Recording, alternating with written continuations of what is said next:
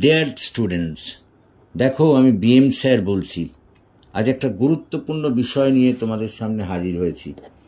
তোমরা জানো যে তোমাদের পরীক্ষা একেবারেই খুব কাছে এসে গিয়েছে। আজকে বাংলার এলসিসি 2 এর 6th সেমিস্টারের অতি সংক্ষিপ্ত উত্তরভিত্তিক কিছু প্রশ্ন তার উত্তর নিয়ে তোমাদের সামনে হাজির হয়েছি। দেখো, শর্ট কোশ্চেন্সের ক্ষেত্রে পাঠ্য বইটিকে তো খুব ভালো করে পড়তেই হয়। তৎসত্ত্বেও এখানে তারই মধ্যে থেকে কিছু ইম্পর্ট্যান্ট প্রশ্ন আমি তোমাদের সামনে তুলে ধরেছি উত্তর সহ, এবং আমি আশা করি তোমরা এখান থেকেই কমন পাবে। তো এসো আর দেরি না করে আমরা ঢুকে পড়ি এই প্রশ্নে। বাংলা ভাষায় প্রথম সাময়িক পত্র কোনটি? কত খ্রিস্টাব্দে কোথা থেকে এটি প্রকাশিত হয়? উত্তর, দিগদর্শন 1818 খ্রিস্টাব্দে শ্রীরামপুর মিশন থেকে। পরের প্রশ্ন, কত খ্রিস্টাব্দে কার সম্পাদনায় সবুজপত্র প্রকাশিত হয়? 1914 খ্রিস্টাব্দে প্রমথ চৌধুরীর সম্পাদনায়। সবুজপত্র নামটি কার দেওয়া? উত্তর, রবীন্দ্রনাথ ঠাকুরের দেওয়া।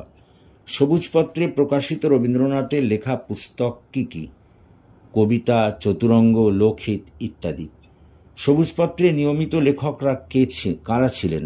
ইন্দিরা দেবী, অতুল গুপ্ত, সুরেন্দ্রনাথ ঠাকুর প্রমুখেরা। রবীন্দ্র ভাবাদর্শী এবং রবীন্দ্র বিরোধী পত্রিকা দুটি হল যথাক্রমে সবুজপত্র এবং কল্লোল। কল্লোল কখন প্রকাশিত হয়েছিল? 1330 বঙ্গাব্দ বা 1923 খ্রিস্টাব্দে। কল্লোল পত্রিকার সম্পাদক কে ছিলেন? দীনেশচন্দ্র দাস এবং সহ সম্পাদক ছিলেন গোকুলচন্দ্র নাগ।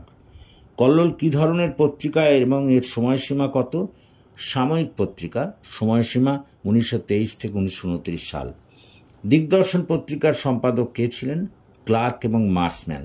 সমাচার দর্পণের প্রকাশকাল কত? 23 মে থেকে 1818। এটি একটি সাপ্তাহিক পত্রিকা। বাংলা ভাষার প্রথম দৈনিক সংবাদপত্রের নাম কি? সংবাদ প্রভাকর। এটি 1831 সালে প্রকাশিত হয়। তত্ত্ববোধিনী পত্রিকার প্রকাশকাল কত? 1843 সালের 16ই আগস্ট। বঙ্গদর্শনের প্রকাশকাল 1872 1279 বঙ্গাব্দ। সম্পাদক ছিলেন বঙ্কিমচন্দ্র চট্টোপাধ্যায়।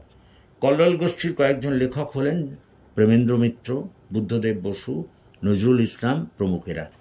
পরিচয় পত্রিকার প্রকাশকাল 1338 বঙ্গাব্দ।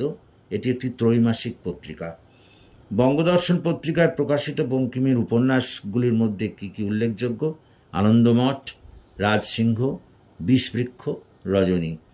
বঙ্গদর্শন পত্রিকার সম্পাদক কে ছিলেন? বঙ্কিমচন্দ্র চট্টোপাধ্যায়। প্রবাসী পত্রিকার প্রকাশকাল 1901 খ্রিস্টাব্দ। ভারতী পত্রিকার প্রকাশকাল 1877 খ্রিস্টাব্দ। ভারতী পত্রিকার সম্পাদক কে ছিলেন? দ্বিজেন্দ্রনাথ ঠাকুর। কালীকলম পত্রিকার প্রকাশকাল 1926 খ্রিস্টাব্দ। কালীকলম পত্রিকায় কারা লিখতেন? তারাশঙ্কর বন্দ্যোপাধ্যায়, নজরুল ইসলাম প্রমুখেরা। পরিচয় পত্রিকার সম্পাদক কে ছিলেন? সুধীন্দ্রনাথ দত্ত। সংবাদ প্রভাকর সম্পাদকের নাম কি? ঈশ্বরগুপ্ত। কল্লোল পত্রিকা প্রকাশিত হয় কোথা থেকে? ঢাকা থেকে। কালীকলমের সম্পাদকের নাম কি? শৈলজানন্দ মুখোপাধ্যায়। প্রগতি পত্রিকার প্রকাশকাল ও সম্পাদক কে ছিলেন? 1927 খ্রিস্টাব্দে এটি প্রকাশিত হয়। সম্পাদক ছিলেন বুদ্ধদেব বসু ও অজিত দত্ত। রজনী উপন্যাসটি কোন উপন্যাস অবলম্বনে রচিত হয়েছে? এডওয়ার্ড বুলওয়ার লিটনের the last days of Pompeii. আমি মনুমেন্ট মহিষী। বক্তা কে? রজনী। মালিনীর কিল আর ফিরিল না। মালিনী কে? রজনী গল্পে মালিনী প্রথম দেহবিলাসিনী ছিল, পরে ফুল বিক্রি করে জীবিকা অর্জন করত। ধীরে রজনী ধীরে। বক্তা কে? শচীন্দ্র রজনী উপন্যাসে। রজনীর পিতা কে ছিলেন? হরেকৃষ্ণ দাস। রজনী কার কাছে লালিত পালিত? রজনী তার মাসি ও মেশো রাজকৃষ্ণের কাছে লালিত পালিত। রূপ রূপবানে নেই, দর্শকের মনে। উক্তিটি কার? রজনীর। তোমাকে স্নেহ করিলে আমি ধর্মে পতিত হইব। কে কাকে বলেছিল? লবঙ্গলতা অমরনাথকে বলেছিল। শুনিয়া আকাশ হইতে পড়িলাম। বক্তা কে? শচীন্দ্র। যে পাশ্চাত্য চরিত্রের প্রভাব রজনীর উপর পড়েছে তার নাম কি? নিদিয়া। সেই চিবুক স্পর্শ আমি মরিলাম। বক্তা কে? রজনী। পুরুষ মানুষ আবার কর্তা নাকি? কে কাকে বলেছিল?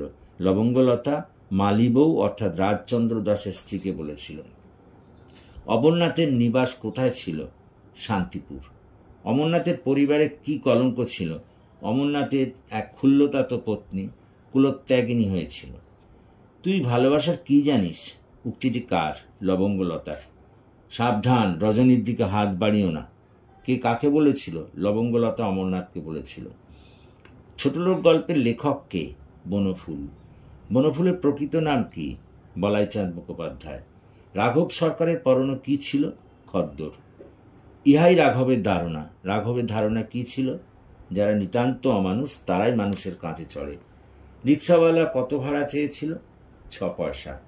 রাঘব সরকার কোথায় যাবে বলেছিল? শিবতলা। ছোটলোক গল্পের মূল গ্রন্থের নাম কি? বিন্দু বিসর্গ। পয়সাটি নিয়ে যা কার উক্তি? রাঘব সরকারের। এর উত্তরে রিক্সাওয়ালা কি বলেছিল? সে কারো কাছে ভিক্ষা নেয় না। সুকুমারদের বাগানের মালির নাম কি? ভূষণ। চোর গল্পে চোর কে? মদন। চোর গল্পে প্রকৃত চোর কে? প্রকৃত চোর কিন্তু আভিজাত্যের প্রতি আকর্ষণ। সুকুমারের পিতার জীবিকা কি? ওকালতি। সুকুমারের পিতার নাম কি? সুবল। সেকেন্ড হ্যান্ড মার্কেটে চলতি বাংলার নাম কি? চোরাবাজার। নতুন অধ্যাপনায় কে ঢুকেছে? নতুন অধ্যাপনায় ঢুকেছে কার কথা বলা হয়েছে? এখানে গল্পকথকের স্ত্রী করুণার কথা বলা হয়েছে। গল্পকথক কত টাকা দিয়ে রেকর্ডখানা কিনেছে? 12 আনা দিয়ে। করুণার সহপাঠিনীর নাম কি? আইভি। আইভির যোগ্যতা কি ছিল? গানের উপর পিএইচডি। রেকর্ডের গান কাদের ছিল? মুক্তিযোদ্ধাদের। রেকর্ডটি কোথাকার ছিল? ইউরোপের ছোট্ট একটা দেশের। কে এই কথা বলেছিল? ভূপর্যটক। আইভি কোথায় এই ধরনের গান শুনেছিলেন? তার মতে এটা একটা কমিউনিটি সং। তিনি এটা সুইজারল্যান্ডের ম্যারেজ ফেস্টিভ্যালে শুনেছিলেন। অন্তঃসলীলা গল্পের লেখিকাকে? সাবিত্রী রায়। নতুন কোনো বই বেরোচ্ছে নাকি রাধারানী থেকে? রাধারানী কে? একটি প্রকাশনী সংস্থা। দিদি তুমি যে টাকা দেবে বলেছিলে, বক্তা কে? শকুন্তলা দেবীর ভাই সুব্রত। শকুন্তলা দেবীর বাড়ির নম্বর কত? 8-7 বি। কফি হাউসের আড্ডার সঙ্গীরা কে ছিলেন? দেবব্রত, শিবনারায়ণ, রঞ্জন প্রমুখেরা। আদাব কবে কোন পত্রিকায় প্রকাশিত হয়? 1946-এর শারদিয়া পরিচয় পত্রিকায়। সমরেশ বসুর ছদ্মনাম কি? কালকুট। আদাব গল্পের পটভূমিকা কি?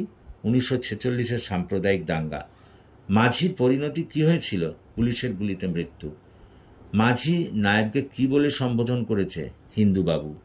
মুসলমান মাঝির বাড়ি কোথায়? বুড়িগঙ্গার অপর পারে। টোবাটেক সিং গল্পের লেখককে? সাদাত হোসেন মন্টো। টোবাটেক সিং গল্পটি মূল কোন ভাষায় লিখিত? উর্দু। টোবাটেক সিং গল্পটি বাংলায় অনুবাদককে? অরুণা মুখোপাধ্যায়। গল্পটি কবে প্রকাশিত হয়? 1955 সালে। বিশান সিংয়ের পরিণতি কি হয়েছিল? 2 দেশের জমির মাঝখানে পড়ে মারা গিয়েছিল। বিশান সিংয়ের আপনজন কে ছিল? একটি ছোট্ট মেয়ে। টোবাটেক সিং কি? পাকিস্তানের একটি গ্রামের নাম। দেখো, এই যে আমি এই ছোট প্রশ্নগুলো দিয়েছি, এগুলোর থেকে তোমরা নিশ্চিতভাবেই কমন পাবে যদি এগুলোকে তোমরা ভালো করে তৈরি করো। তবে সঙ্গে সঙ্গে এই কথাও বলে রাখি যে এক্ষেত্রে প্রতিটি গল্প খুঁটিয়ে পড়াটা কিন্তু খুবই জরুরি। That's all for this day. Thank you for watching and listening. যদি তোমাদের এই বিষয়টা ভালো লাগে তাহলে তোমরা প্লিজ আমার এই চ্যানেলটিকে সাবস্ক্রাইব করো, যাতে আমি আরও এগিয়ে আসতে পারি এবং তোমাদের আরও বেশি করে সাহায্য করতে পারি। So have a good day.